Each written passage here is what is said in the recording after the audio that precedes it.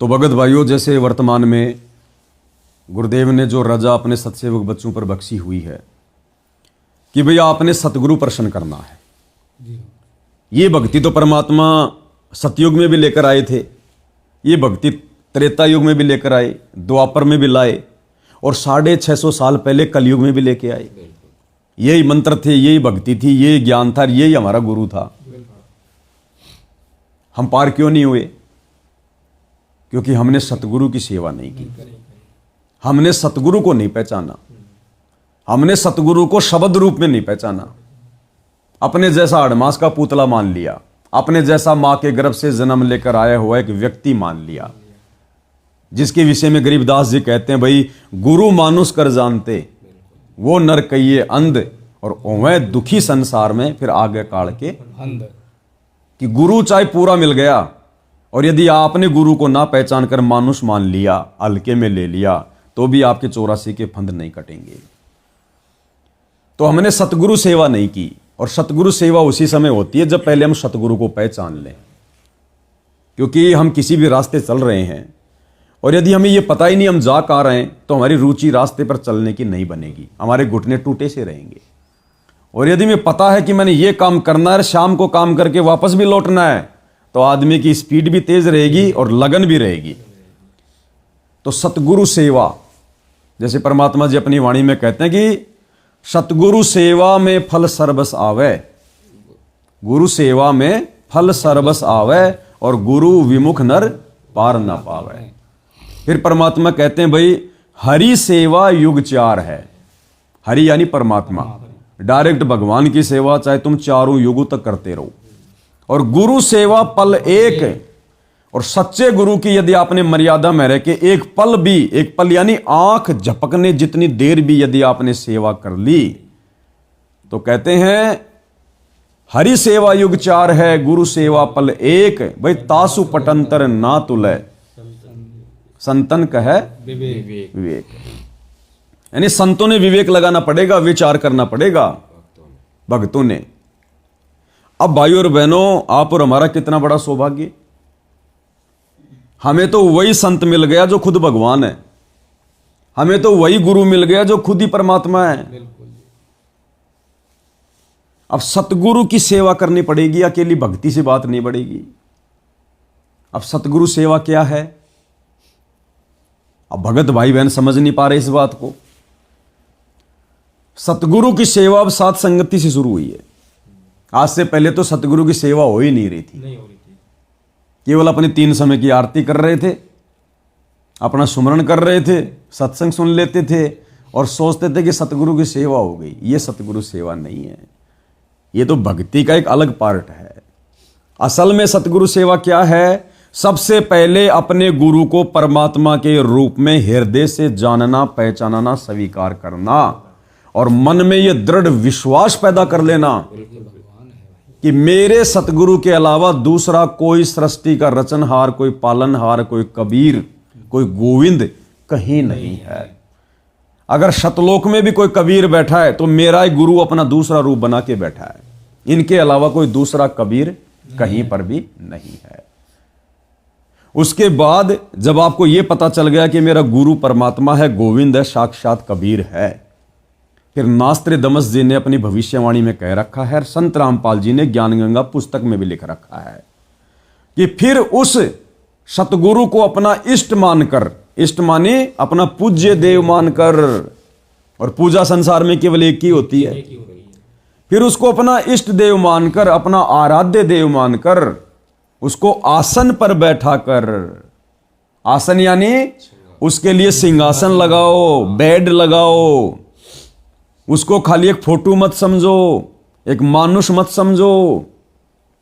जिस प्रकार राजा को सिंहासन दिया जाता है, ऐसे ही फिर अपने इष्ट देव, अपने गुरुदेव को अपने घर पर दरबार लगाकर, जैसे यहां भगत भाई ने यहां पर बेड लगा रखा है अपने पूज्य गुरुदेव भगवान के लिए, ये आसन है, ये सिंहासन है, और यहां 24 आवर पूज्य गुरुदेव भगवान विराजमान रहते हैं। तो आसन लगा दिया।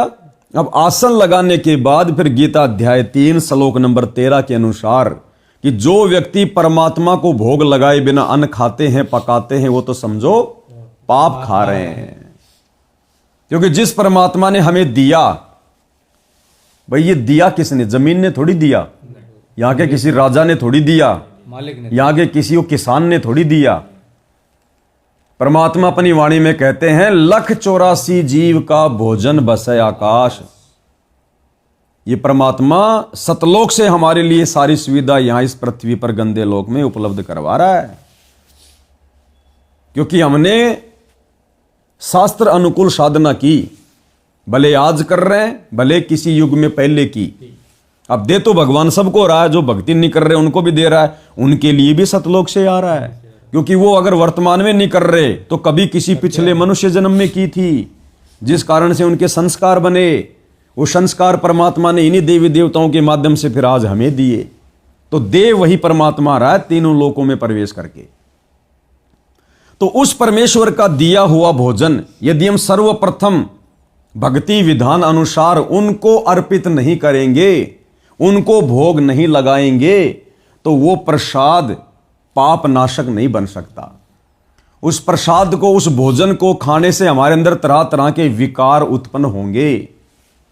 क्योंकि उस भोजन को पैदा करने वाला किसान हो सकता है वो शराबी भी है, वो मांसाहारी भी है, वो झगड़ालू व्यक्ति भी है, वो व्यभिचारी व्यक्ति भी है, वो नशा करने वाला व्यक्ति भी है।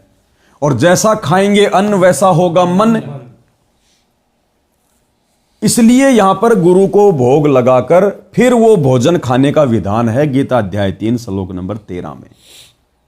अब दुनिया को यह नहीं पता कि वो भगवान कौन है, तो भोग किसको लगाएगी? और दुनिया को पता चल गया कि ये भगवान है, तो फिर उसको भोग लगाने की विधि क्या है, उसकी आरती क्या है? तो ये सारी बातें वर्तमान में केवल संत रामपाल जी के भक्तों को पता है। और उनके भक्तों में से भी जो दूसरा पार्ट है साध संगति वाले भाई बहन, केवल उन्हीं को जानकारी हो पाई है। बाकी सतलोक आश्रमों से जुड़े भाई बहन तो अपने गुरु को परमात्मा मानते ही नहीं। बिल्कुल, वो तो 1% ही नहीं मानते। खाली जुबान से जरूर कहते हैं कि हमारे गुरु जी परमात्मा हैं, कबीर जी के अवतार हैं, लेकिन हृदय से नहीं मानते कि संत रामपाल जी भगवान है।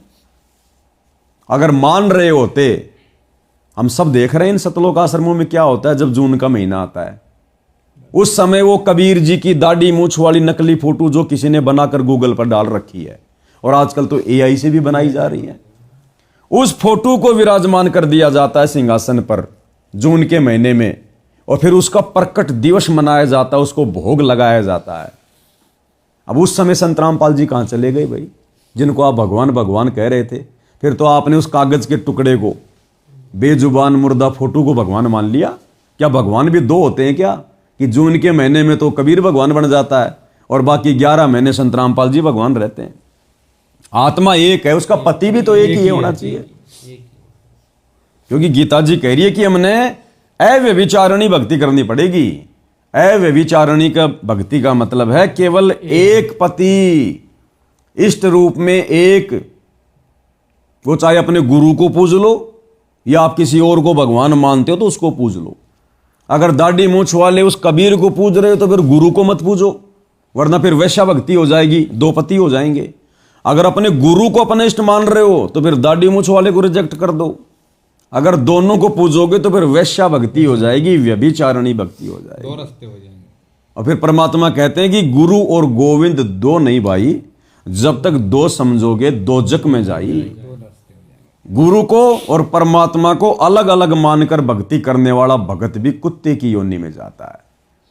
फिर ना तो तुम्हारी गुरु सेवा सफल होगी, ना गुरु के चरणों का चरणामृत पीना सफल होगा। क्योंकि गुरु ने अपनी वाणी में कह दिया है कि गुरु को मानुष जोगिन और कर चरणा अमृत को पान, ते नर नरक में जाएंगे और जन्म जन्म बने समान। यानी सच्चा तत्वदर्शी गुरु मिलने के बाद भी यदि आप उसको परमात्मा से अलग मान रहे हो और यदि आप देखम देखा उनका चरणामृत भी पी रहे हो, तो कहते हैं वो शत भक्ति करने वाला भगत भी मरने के बाद में 84 में जाएगा और कुत्ते की योनि प्राप्त करेगा। ये मालिक का विधान है। कबीर गुरु को मानुष जोगने और चरणामृत को पाने, ते नर नरक जाएंगे हे जन्म जन्म होए समान। जो क्या बताते हैं, गुरु को मानुष मानते हैं और चरणामृत भी देखा चरणामृत भी गुरु जी के चरणों का जल उसको भी पी रहे हैं और ऊपर से एक मनुष्य मान रहे हैं। कहते उससे भी वो भी फिर 84 लाख योनियों का अधिकारी है, उसकी भक्ति चले नहीं। गुरु को मानुष जोगने और चरणामृत को पान, ते नर नरक में जावेंगे फिर जन्म जन्म होवे समान। चरणामृत ले लेकिन भगवान समझ के ले। मान लो मूलधन 100 रुपये। पुण्यात्माओं, एजुकेशन का अब आपको लाभ होगा। तो सत्सेवक भाई बहनों ने तो अपने गुरु को ही अपना इष्ट मानकर अपने घर पर सिंहासन देकर विराजमान कर लिया। आज हजारों की संख्या में सत्सेवक भाई बहन है। आप उनके घर पर जाकर उनके दरबार में चारों तरफ अपना कैमरा घुमाकर अपनी आंखें घुमाकर देख लेना। एकमात्र सतगुरु रामपाल जी के अलावा उनके घर में, उनके घट में, घर की दीवारों पर, उनके दरबार में, उनके गले के लॉकेट में आपको दूसरी कोई फोटो किसी की नहीं मिलेगी। केवल एकमात्र सतगुरु रामपाल जी की मिलेगी, क्योंकि हमने एक की पूजा करनी है। एक कै साधे सब सदै, सब साधे सब जाए, और माली सींचे मूल को फले फूले अघाए। तब हमें वास्तव में उस सत भक्ति का वास्तविक लाभ मिलेगा। अन्यथा भाई डले ढोने से तो कोई फायदा नहीं है। तो हाँ जी। और भाई और बहनों, जैसे साध संगति वालों को छोड़कर, यानी सत सेवकों को छोड़कर सतलोक आश्रम मैनेजमेंट वाले केवल गुरु को भगवान भी इस आधार पर मान रहे हैं कि गुरुजी ने एक उदाहरण दे के बताया था कि भाई गुरु को परमात्मा मानना पड़ेगा।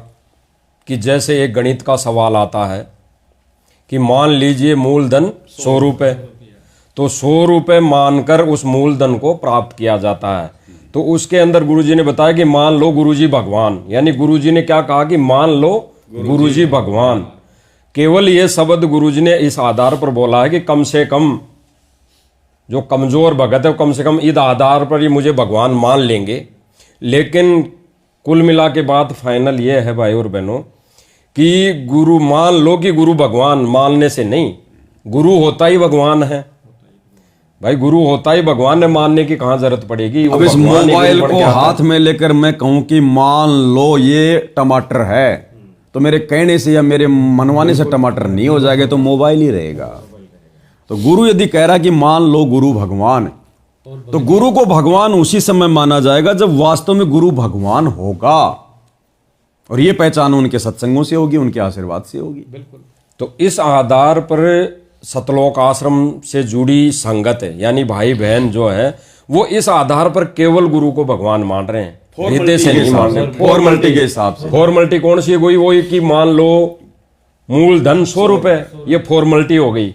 लेकिन वास्तव में 100 रुपए मूलधन नहीं है। तो संगत के दिल में भी ये बैठ गया कि वास्तव में गुरुजी भगवान नहीं है, लेकिन गुरुजी कह रहे हैं तो गुरुजी को भगवान मान लो। भगवान तो दाढ़ी मूछ वाला है, ये मान तो दाढ़ी मूछ वाला कबीर ही है। और भगत जी ऐसे भी 100 रुपए अगर मूलधन नहीं मानेंगे तो सवाल तो होगा ही नहीं, निकलेगा नहीं। तो ऐसे मोक्ष भी नहीं होगा फिर। अब वो तो उदाहरण गणित वाला गुरु ने केवल हमें अध्यात्म को समझाने के लिए दिया केवल। हाँ, अब भक्ति में तो मूलधन भी गुरु और वो 100 रुपए भी गुरु ही। बिल्कुल। वो मूलधन भी गुरु और 100 रुपए भी गुरु। वो तो केवल उदाहरण के लिए हमारे को एक सामने रखा परमात्मा ने। तो संगत इस आधार से केवल फॉर्मेलिटी के लिए मान रही है। अगर वास्तव में मान लेती तो इन सतलोक आश्रमों में सतगुरु के अलावा जो 20 प्रकार की फोटोएं रखी रहती हैं, और सबके घर में सतलोक आश्रमों से जुड़े भाई बहनों के घरों में 5-5 फोटोएं रखी हैं उनके दरबार में। बीच में संत रामपाल जी बैठे हैं, एक भगवान। इस कोने में दाढ़ी मूछ वाले कबीर जी बैठे हैं, 2 नंबर के भगवान। इस कोने में आदरणीय गरीबदास जी बैठे हैं, 3 नंबर के भगवान। नीचे वाले कोने में दादा गुरु जी बैठे हैं, 4 नंबर के भगवान। इस कोने में पंडित चिदानंद जी बैठे हैं, जिनकी हमने शक्ल भी नहीं देखी, कोई सत्संग भी नहीं सुना, वो 5वें नंबर के भगवान। तो हम तो महाभारत की द्रौपदी वाली वैश्या भक्ति कर रहे हैं, जिसके 5-5 पति थे। तो कौन सा संभालेगा फिर हमें आके? और इन सब के आगे दंडोत किया जाता है। अब ये भी देखो, कॉमन सेंस की बात है, सोचने की बात है भगत जी। उन 5 फोटोओं के आगे भगत दंडोत करते हैं। चलो मान लिया कुछ समय के लिए हम संगत की बात मान लेते हैं कि भाई संत रामपाल जी भगवान और दाढ़ी मूछ वाला कबीर भगवान, ये दो तो संगत की नजरों में पक्का भगवान है। अरे फिर वो हमारा दादा गुरु कौन है जिसके आगे दंडवत कर रहे हैं? क्या वो भी भगवान है? वो तो हमारे जैसा भगत था। वो पंडित चिदानंद जी कौन था? वो कौन सा भगवान था? वो भी तो भगत था। हम तो सबको दंडवत कर रहे हैं। बिल्कुल, और भगत को दंडवत कर रहे हो तो भगत है वो। अब बताओ फिर हमारी भक्ति कैसे सफल होगी? हम कैसे मर्यादा में माने जाएंगे? अब एक स्त्री अपने पति को भी समर्पित हो रही है और अपने देवर को भी समर्पित हो रही है और अपने ससुर को भी समर्पित हो रही है। वो तो वेश्या है, वो तो एक दुकान हो गई। तो ये सद्बुद्धि गुरुदेव ने अपने सत्सेवक बच्चों को दी। तभी तो आज हमारे घरों में केवल एकमात्र हमारे इष्ट देव, हमारे आराध्य देव पूज्य गुरुदेव सतगुरु रामपाल जी की तस्वीर मिलेगी। और ना हम सत्सेवक भाई बहन जून के महीने में उस दाढ़ी मूंछ वाली कबीर की नकली फोटो को भगवान मानकर उसका प्रगट दिवस मनाते। हम तो अपने गुरु जी का प्रगट दिवस मनाते हैं 8 सितंबर के दिन कि ये जन्म नहीं हुआ। ना सतगुरु जननी जने जाके माना बाप, भाई पिंड ब्रह्मण से रहित है ना वाती नु ताप। और शास्त्र में भी लिखा हुआ है और भगवान के विधान में भी है कि दंडवत केवल गुरु को किया जाता है, गुरु को करना चाहिए। भाई गीता जी में ये काल भी कह रहा है खुद कि अर्जुन मुझे तो नमस्कार कर और दंडवत केवल उस तत्वदर्शी संत को कर। और हम यहां अपने जैसे जीव को भी दंडवत कर रहे हैं, दादा गुरु को भी दंडवत कर रहे हैं, उसके आगे भी ज्योत जला रहे हैं, उसके आगे भी आरती कर रहे हैं हम तीनों समय के खड़े होके। उसको भी दरबार में भगवान के बराबर स्थान दे रखा है। चौथे अध्याय के 34वें श्लोक में कहा कि उस तत्व ज्ञान को जो सच्चिदानंद घन पूर्ण परमात्मा स्वयं आकर बताता है, उसको तू किसी तत्वदर्शी संत के पास जाकर समझ, उनको दंडवत प्रणाम करने से। केवल वही संत एक दंडवत प्रमाण का अधिकारी बताया, प्रणाम का अधिकारी बताया है गीता में कि जो तत्वदर्शी है। केवल वही संत एक दंडवत प्रमाण का अधिकारी बताया, प्रणाम का अधिकारी बताया है गीता में कि जो तत्वदर्शी है। अन्यथा अपने विषय में गीता ज्ञानदाता 18वें अध्याय के 65वें श्लोक में कहता, मुझे नमस्कार कर, मेरा भगत बन, मेरी भक्ति करेगा तो मुझे ही प्राप्त होगा। और तत्वदर्शी संत के लिए कहा कि उसको दंडवत प्रणाम करने से और कपट छोड़कर सरलतापूर्वक प्रसन्न करने से वह तत्वदर्शी संत तुझे उस परमात्म तत्व का यानी तत्व ज्ञान का ज्ञान कराएंगे। अब गुरुजी क्या कहते हैं कि जो पतिव्रता स्त्री होती है उसके पर्स में केवल उसके एक पति की फोटो होनी चाहिए। हमने तो हमारे पर्स में, हमारे दिल में, हमारे दरबार में 5-5 पतियों को सजा के रखा हुआ है। हम तो वैश्या भक्ति कर रहे हैं, व्यभिचारिणी भक्ति कर रहे हैं। हमें मोक्ष कैसे मिलेगा? रही बात फोटो रखने की, जैसे आप एक पति भर्ता स्त्री होती है, वो अपने पर्स में केवल अपने पति का ही फोटो रख सकती है, दूसरे का नहीं। बाकी अनादरणीय नहीं है, अन्य भी हैं, सबको प्रणाम करें। अगर कहीं फोटो लगे हैं तो दूसरी बात, वो फोटो दूसरी बात है। लेकिन जहां पूजा सतल हो वहां पर आप अपने मालिक के अतिरिक्त अगर किसी का फोटो रखते हो तो आपके हृदय में पतिव्रता तो नहीं है, वो नहीं है आपके अंदर, तो वो पतिव्रतापन नहीं होने से भगवान रुष्ट होगा। तो ये दया गुरुदेव ने अपने सत्सेवक बच्चों पर बख्शी। घर घर में बेड लग गए। उसके बाद देखो कैसे परमात्मा ने सीरियल वाइज दया बख्शी है। आप और हमारी तो सोच में भी नहीं था कि परमात्मा हमसे ऐसी भी भक्ति करवाएंगे। सबसे पहले मालिक ने आसन लगवा दिया और गुरु को ही परमात्मा मनवा दिया। उसके बाद घर घर में गुरुदेव भगवान को भोग लगने लगा। गीता अध्याय 3 श्लोक नंबर 13 के अनुसार हमारे पाप कर्म बड़ी तेजी से नाश होने लगे। और जब पाप कर्म नाश होंगे तभी तो हमें सद्बुद्धि आएगी। भाई एक मेमोरी कार्ड है 16 GB का और उसके अंदर रागनी भरी हैं, फिल्मी गाने भरे हैं। जब तक आप उनको नाश नहीं करोगे, उनको डिलीट नहीं करोगे, आप उसमें सत्संग कैसे भर पाओगे? तो जब तक हमारे पाप कर्म जो युगों युगों के संचित हैं, जब तक वो नाश नहीं होंगे तब तक हमें सद्बुद्धि कैसे आएगी? और वो पाप कर्म नाश करने का उपाय गुरुदेव ने बता दिया कि अपने गुरु को इष्ट मान के, परमात्मा मान के भोग लगाओ। पहले उनको समर्पित करो, फिर वो तुम खाओ जो प्रसाद बन जाता है। उसके बाद फिर तुम्हें सद्बुद्धि आएगी।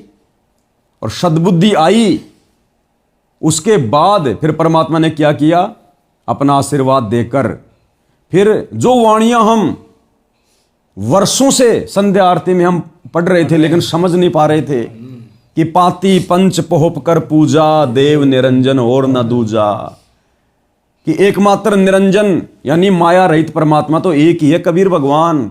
और भैया 5 दीपक के साथ में उसकी आरती उतारी जाती है।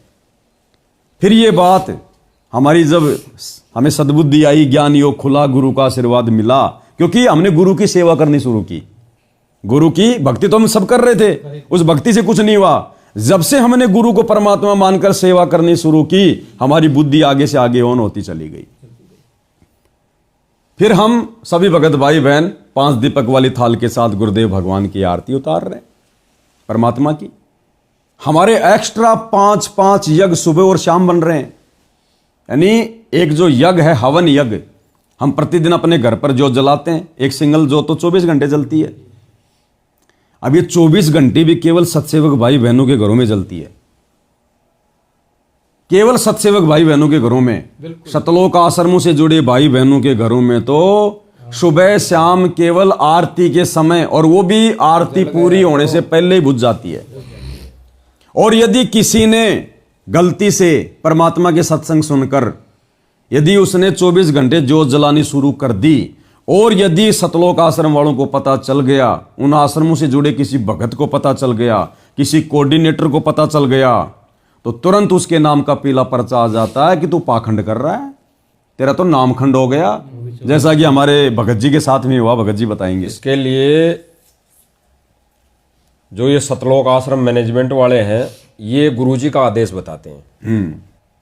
ये जब उस भगत के घर अगर उसने सत्संग सुन लिया और अपने घर में अखंड ज्योति का मतलब वो हवन योग 24 घंटे करना शुरू कर दिया गुरुजी के आदेश अनुसार, सत्संग वचन के अनुसार, तो ये जब देख लेते हैं तो ये फिर पता पड़ जाता, तो ये गुरुजी के नाम का पीला पर्चा निकालता है गुरुजी की आड़ लेकर, और कहते हैं भाई गुरुजी का आदेश नहीं है, ये गुरुजी का आदेश नहीं है।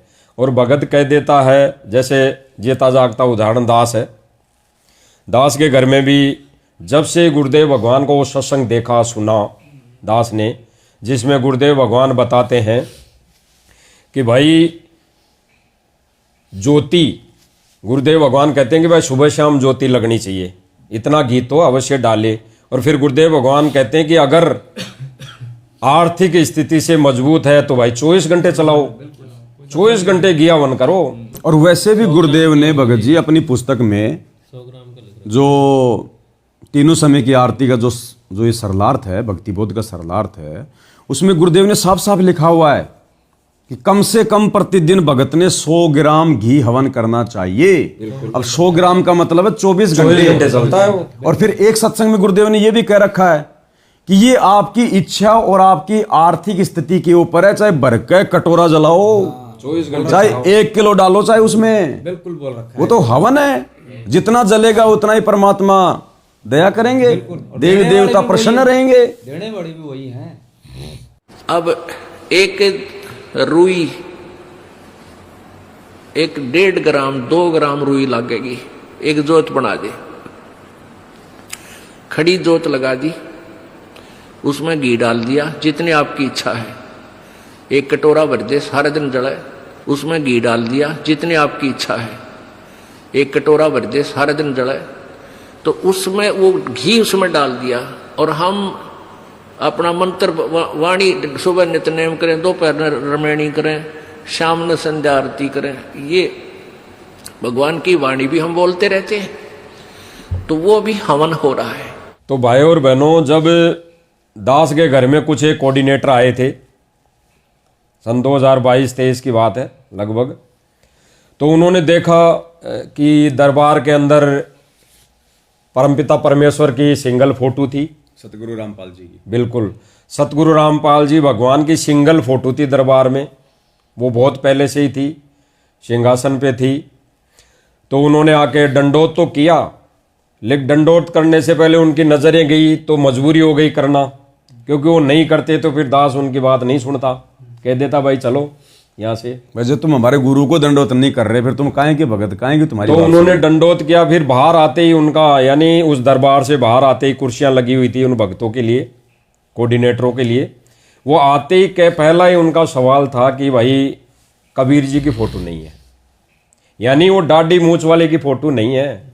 तो दास ने कहा कि भाई ये कौन है, भाई ये भी तो कबीर है।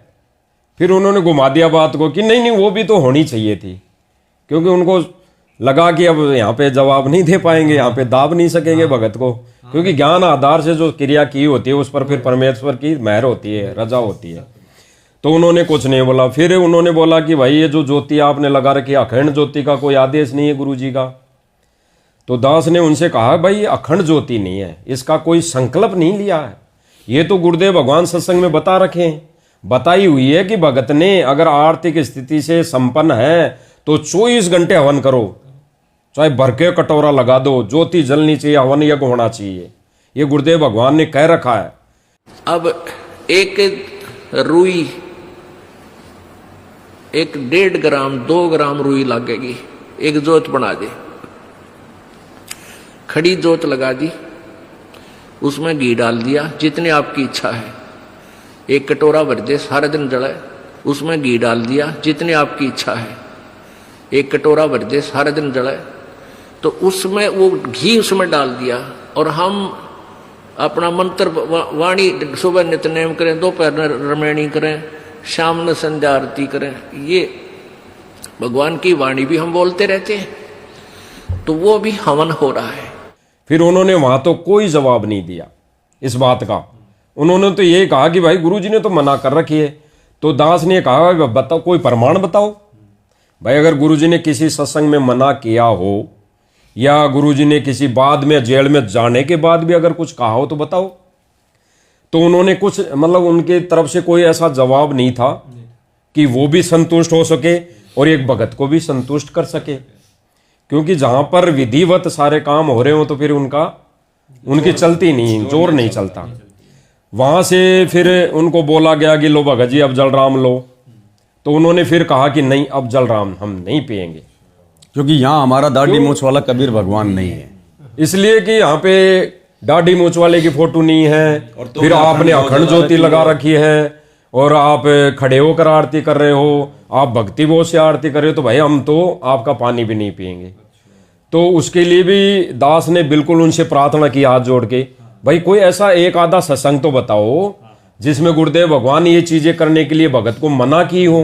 भाई आपको 24 घंटे दीपक नहीं लगाना है, या फिर खड़े होकर आरती नहीं करनी है, या फिर गुरुदेव भगवान की सिंगल फोटो नहीं करनी है। गुरुदेव भगवान ने तो ये कहा है सत्संग के माध्यम से कि भाई घर में एक कोने में अपना मंदिर बनाओ और उसके अंदर अपने गुरुदेव भगवान की और अपने इष्ट की फोटो लगाओ। तो ज्ञान आधार से हमारा गुरु ही इष्ट है। भाई ज्ञान आधार से हमारा गुरु ही इष्ट है और गुरु को ही इष्ट रूप में मानकर उसकी पूजा करनी चाहिए। ये गुरुदेव भगवान का सत्संग है, दास ने उनको सत्संग बताया। रही बात फोटो रखने की, जैसे आप एक पति भर्ता स्त्री होती है, वो अपने पर्स में केवल अपने पति का ही फोटो रख सकती है, दूसरे का नहीं। बाकी अनादरणीय नहीं है, अन्य भी है, सबको प्रणाम करें। अगर कहीं फोटो लगे हैं तो दूसरी बात, वो फोटो दूसरी बात है, लेकिन जहां पूजा स्थल हो वहां पर आप अपने मालिक के अतिरिक्त अगर किसी का फोटो रखते हो तो आपके हृदय में पतिव्रता तो नहीं है, वो नहीं है आपके अंदर, तो वो पतिव्रतापन नहीं होने से भगवान रुष्ट होगा। तो वो आनाकानी कर गई, जवाब नहीं रहा। फिर वो वहां से हाथ जोड़ के चल दिए। दास प्रार्थना करता रहे, भगत जी कोई दिक्कत नहीं। फिर दास ने अंत में कह दिया कोई बात नहीं भाई, मत पियो, कोई जलराम आपको दास पिलाएगा भी नहीं क्योंकि आप गुरु को भगवान मानते ही नहीं, तो हमारे कुछ लगते ही नहीं। आप तो दाढ़ी मूंछ वाले को भगवान मान रहे हो। तो फिर गुरुदेव भगवान कहते हैं कि भाई वाणी बोलते हैं कि गुरुदेव भगवान की वाणी भी है कि इष्ट मिले और मन मिले सकल रस रीत, कहे कबीर ताजाइए रह संतन की प्रीत। तो भाई इष्ट आपने अलग मान लिया तो भाई अब मत पियो पानी, कोई दिक्कत नहीं है। क्योंकि आपका और मेरा दास का मुजदास का इष्ट ही अलग अलग मान लिया, हमारे विचार ही मेल नहीं। विचार ही मेल नहीं खा रहे। तो वहां से वो उठ के चले गई और उठ के जाते, यानी वो जयपुर दास रहता है, जयपुर जहां पे दास रहता वहां आए थे ये 5-7 जने कोऑर्डिनेटर वगैरह और ये नामदान केंद्र से आए थे। तो वहां से वो उठ के चल दिए, दास ने सत्साहिब कर दिया, ठीक है। वो उनको जाना था दिल्ली, या जहां पे भी सिंहपुर आश्रम था, अब बरवाला आश्रम तो अब बना है, वो धनाना आश्रम तो अब बना है, हाँ। पहले वहां रोहतक में सिंहपुर आश्रम उनको जाना था, दिल्ली जाना था। कहने का मतलब यह है, दिल्ली जाने में 5 घंटे लगते हैं, कम से कम जयपुर से दिल्ली जाने में 5 घंटे लगते हैं। तो कम से 2 घंटे बाद ही पीला पर्चा आ गया। यानी वो दिल्ली भी नहीं पूछे थे भाई। विधान तो इन्होंने बना रखा कि गुरुजी से प्रार्थना जाती है जेल में, यानी जब मिलाई होती है तब प्रार्थना जाती है, फिर गुरुजी उसका आदेश देते हैं, फिर पीला पर्चा निकाल के संगत में वायरल करते हैं। मतलब कम से कम 2 से 3 दिन की प्रोसीजर है। 3 दिन मानो।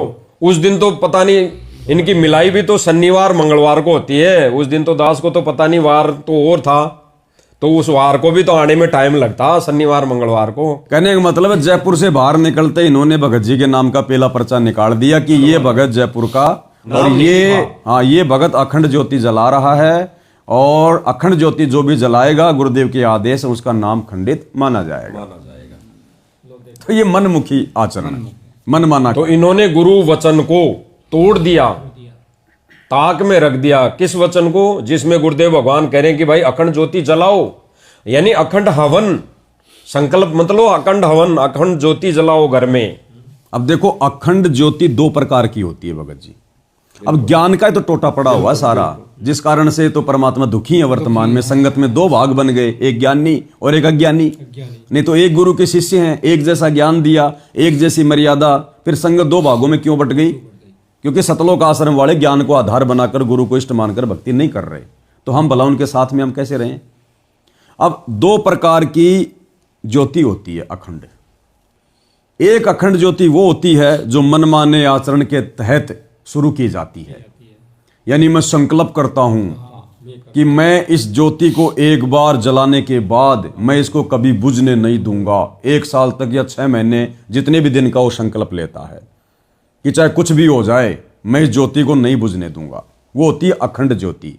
तो ये आ गया मनमान्य आचरण में, ये आ गया तप के अंदर, ये भक्ति मार्ग में मना है। तो ये तो हम सोच भी नहीं सकते। एक होता है अखंड ज्योति का मतलब कि लगातार परमात्मा का हवन यज्ञ होता रहे, जैसे ही उसमें घी खत्म हो जाए उसी समय हम उसमें दोबारा से नई ज्योति लगा दें। उस ज्योति को निकाल दो, ज्योति बुझ गई, क्योंकि हमने कोई अखंड का संकल्प नहीं किया। और सप्ताह में तो हम वैसे भी परमात्मा की ज्योति साफ करते हैं, और जब उसको साफ करते हैं उस बर्तन को, दीपक को, तो वो तो बंद ही करना पड़ता है। 2, 4, 5 मिनट वो नहीं जलता।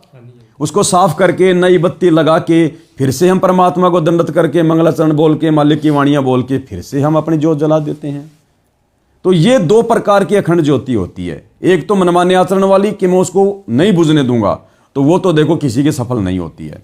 मान लो आपने अखंड का संकल्प ले लिया और कल कोई भूकंप आ गया, आपका मकान ही ढह गया, तो ज्योति कहां से रहेगी?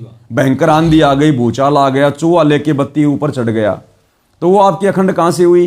तो वो मनवाना काम तो हम ना कर सकते, ना हम कभी सोच सकते। दूसरा अखंड ज्योति का मतलब है लगातार अपनी श्रद्धा अनुसार, अपनी आर्थिक स्थिति अनुसार परमात्मा का हवन चलते रहने दो।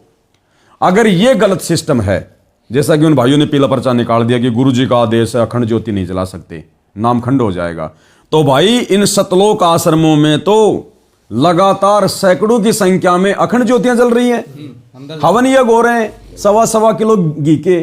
तो इसका मतलब आश्रम वालों का तो हमारे से पहले से नाम खंड है। तो ये लोग अपनी गिरेबान में जाके नहीं देखते, दूसरों को शिक्षा बड़ी जल्दी दे देते हैं। क्यों? क्योंकि ज्ञान की कमी है। तो परमेश्वर ने दया करी, मालिक की 5 दीपक वाली आरती के साथ में सभी सत्सेवक भाई बहन आरती करने लगे अपने गुरु को इष्ट मानकर। उसके बाद गुरुदेव भगवान के चरणों में बैठकर मालिक से अपनी मन की बात करना, अरदास करना, सुबह शाम जैसे भी समय मिले परमात्मा के दरबार में बैठकर उनकी चरण सेवा करना।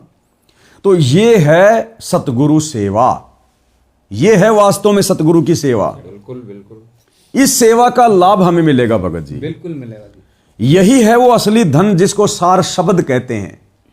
क्योंकि सबसे पहले हमने सतगुरु को शब्द रूप में जान लिया, पहचान लिया, फिर सतगुरु को हमने घर पर विराजमान कर दिया, फिर उनको प्रसन्न करने के लिए गीता अध्याय 3 श्लोक 13 के अनुसार उनको भोग लगाना शुरू कर दिया।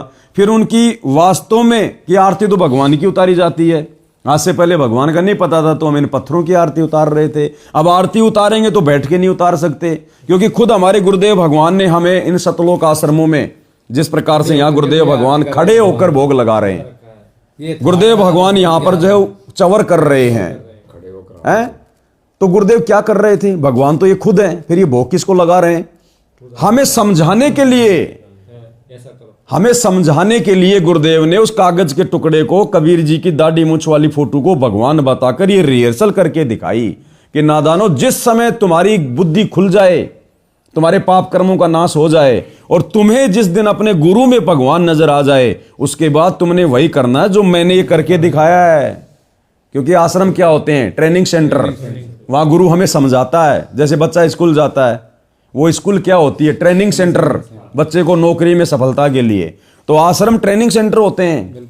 तो गुरु ने खुद भगवान होकर भी हमें समझाने के लिए कि भगवान के साथ कैसा व्यवहार किया जाता है, ये रिहर्सल करके बताई, समझाया। वरना गुरु खुद भगवान है। चलो हमारी तो नहीं मानो, अब तो आश्रम वाले कह रहे हैं हमारे गुरु जी भगवान है, तो भगवान भला खुद के ऊपर चवर करेगा क्या? खुद की आरती उतारेगा क्या? वो हमें करके दिखा रहा है। तो आज बात हमारे समझ में आ गई। हम अपने गुरुदेव भगवान की सेवा कर रहे हैं। अब गुरु के ऊपर श्रद्धा भाव से चवर करना गुरु सेवा में आ गया। गुरु की खड़े होकर आरती उतारना गुरु सेवा में आ गया। गुरु को भोग लगाना गुरु सेवा में आ गया। गुरु जी के चरणों की सेवा करना गुरु सेवा में आ गया। अब बेड लगा है तो कभी उसके कपड़े भी धुलेंगे, कभी उनके तकिए भी चेंज होंगे, उनके कवर भी चेंज होंगे, उनको धोएंगी माता बहने, भाई बहन, वो सेवा में आ गया। गुरु के लिए भंडारा बना रहे हैं, सब्जी काट रहे हैं, आटा लगा रहे हैं, फुलका बना रहे हैं, वो गुरु सेवा में आ गया। यानी लगातार हम सेवा में चल रहे हैं। और ये है हमारा असली धन, सतगुरु की सेवा। अन्यथा ये मंत्र जो हम जाप कर रहे हैं हमारा धन नहीं है। भाई हम क्या मंत्र जाप कर रहे हैं? सबसे पहले हमारे को प्रथम मंत्र दिया जाता है, उसमें 5 देवी देवताओं के 5 मंत्र हैं। अरे वो तो यहीं छोड़ के जाने पड़ेंगे, वो धन तो यहीं रह जाएगा काल के लोक में। बिल्कुल बिल्कुल। दूसरा मंत्र करते हैं जाप हम सतनाम। सतनाम में 2 मंत्र हैं, एक काल का और एक महाकाल कह दो, चाहे उसको अक्षर पुरुष कह दो, वो भी हम यहीं छोड़ के जाएंगे। काल का काल को दे देंगे, अक्षर पुरुष का अक्षर पुरुष को दे देंगे। अब सतलोक में क्या गया? सतलोक में कौन सा धन गया जिस धन की बदौलत हमारे को वहां स्थायी निवास मिलेगा? तो गुरुदेव ने बताया कि बच्चों, ये जो सार शब्द की कमाई है, सार शब्द कौन? अब पता चल गया, सार शब्द हमारा गुरु है और उसकी सेवा ही असली कमाई है। ये है हमारा दहेज जो हम सतलोक में लेकर जाएंगे। और गुरुदेव कहते हैं कि एक पुरानी उस परंपरा के तहत, वर्तमान में तो खैर ऐसा नहीं है, लेकिन जैसे पहले लड़की को जितना ज्यादा दहेज दिया जाता था, कोई लड़की अपने ससुराल में जितना ज्यादा दहेज लेकर जाती थी, उसके सास ससुर उसको उतना ही ज्यादा प्यार करते थे। तो ये सतगुरु की सेवा वाली भक्ति कमाई जो आज हम कर रहे हैं, ये जितना ज्यादा धन हम सतलोक में लेकर जाएंगे, हमें सतलोक में सतगुरु का उतना ही ज्यादा प्यार मिलेगा, हमें वैसा ही वहां पर जो है वो पद मिलेगा। क्योंकि गुरुदेव ने बताया सतलोक में 3 डिवीजन है। हर आत्मा सतगुरु के पास नहीं रहती, केवल विशेष सेवादार जो नर हैं वही सतगुरु की सेवा में सतगुरु के पास रहते हैं। तो इस सेवा के आधार से सतलोक में हमें पोजीशन मिलेगी और इसी सेवा के आधार से काललोक से हमें मुक्ति मिलेगी।